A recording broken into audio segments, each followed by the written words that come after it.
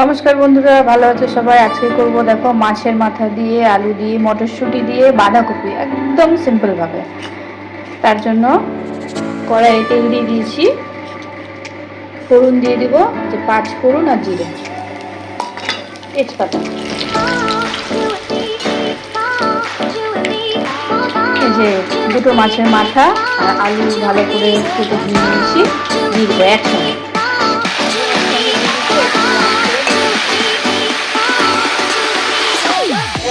মশলা করে নেবো আদা, রসুন, পেঁয়াজ, লঙ্কা আর এই যে জিরে বেটে নেবো। মশলাটা হয়ে গেছে, হালকা লাল হয়ে গেছে। এবার মশলাটা দিয়ে দেবো পরিমাণ মতো হলুদ, পরিমাণ মতো লবণ। মশলা, লবণ, হলুদ সমস্ত কিছু দেওয়ার পরে যে আমাদের কষানো হয়ে গেছে, এবার বাঁধাকপিটা দিয়ে দিচ্ছি। যে বাঁধাকপি কেটে ধুয়ে রেখেছি, বাঁধাকপিটা দেওয়া হয়ে গেছে।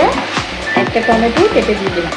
আমাদের বাঁধাকপি আরও আছে, এটা কিছুক্ষণ ঢাকা দিয়ে রেখে দেবো। এটা একটুখানি বসে যাবে, তারপরে বাকি বাঁধাকপিটা আমরা দেবো।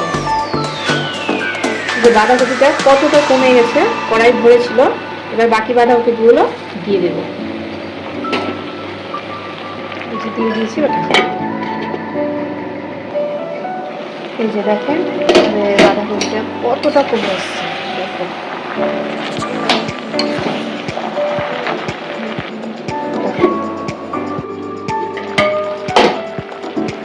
কতটা কমে এসেছে।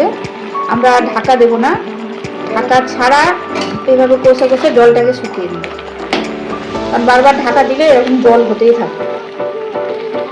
বাঁধাকপিটাকে এভাবে খুন্তি দিয়ে ভেঙে নিব। বাঁধাকপিও ভাঙবে, মাথাও ভাঙবে মাছের, আর আলুগুলোও ম্যাশ হয়ে যাবে ভালো। এবার মটরশুঁটি ছাড়িয়ে দিয়ে দিচ্ছি।